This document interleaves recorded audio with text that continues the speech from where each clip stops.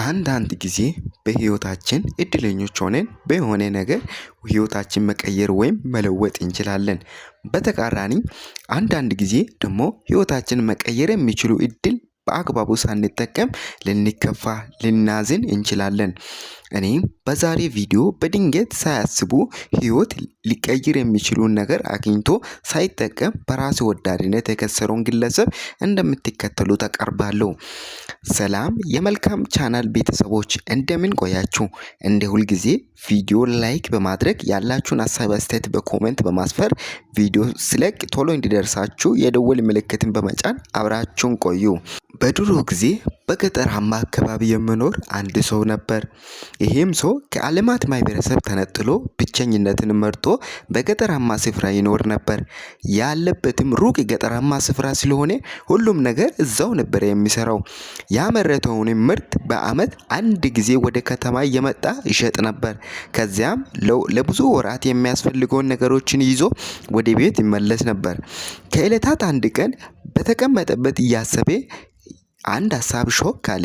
ይህም ብቸኝነት እንደጠላ ወደ ከተማ ሄዶ ህይወት መቀየር እንዳለበት እያሰበ በዚያው አመት ያመረተው ምርት ሽጦ ዶሮ ገዝቶ ዶሮችን በማብዛት መለወጥ እንዳለበት አሰበ።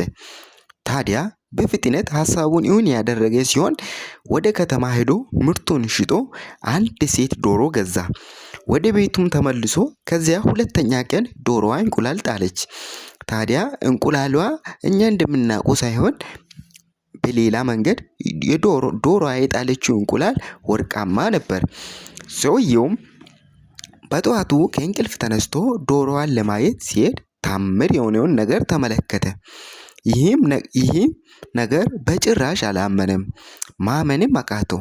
በደስታም ተንጨረጨረ። ታዲያ ለዶሮዋ ምግብ ከሰጣት በኋላ እንቁላሏን ለማስመረመር ወደ ከተማ ሄደ። እንቁላሉም የእውነት ወርቃማ ነው ተባለ። በብዙ ብርም ሽጦ ወደ ቤቱ ተመለሰ።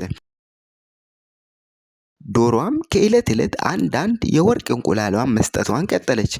ታዲያ አንድ ቀን ሰውዬ ቁጭ ብሎ እያሰበ ወደ ከተማ ሄጄ ሀብታም መሆን አለብኝ ብሎ አሰበ። ሀሳቡም እውን ለማድረግ ተነሳ። ያሰበውም ሀሳብ ዶሮዋ አርዶ ሙሉ ወርቃማ ወይም በውስጡ ያለውን ወርቃማ እንቁላሎችን ሁሉን ወስዶ ለመውሰድ ነበረ። ከዚያ በኋላ ነበር ነገሮች የተበላሹት። እንደ ሀሳቡም አደረገ። ነገር ግን ዶሮዋ አርዶ ሆዷ ሲከፍት ያየውን ማመን አቃተው። በውስጧ ምንም አይነት እንቁላል አልነበረም። ታዲያ ዶሮዋ በውስጧ እንቁላል ከሌለ ከየት አምጥታ ነበር የምትጥለው ወይም የምትሰጠው ብሎ አሰበ። እንዲህም ብሎ አሰበ፣ አንዳንዴ እግዚአብሔር ያለንበትን ችግር ተረድቶ ሊረዳንና ላግዘን የሆነ ነገር ሲያደርገን እኛ ሰዎች ግን በተቃራኒ አስበን ነገሮችን እናበላሻለን አለ። ውድ የመልካም ቻናል ቤተሰቦች አንድ ነገር ከማድረጋችን በፊት አብዝተን እናስብ። ስለተከታተላችሁኝ አመሰግናለሁ። ቪዲዮን ላይክ በማድረግ ለቻናሌ አዲስ ከሆናችሁ ሰብስክራይብ በማድረግ ያላችሁን ሀሳብ አስተያየት በኮሜንት በማስፈር አበረታቱኝ። አመሰግናለሁ።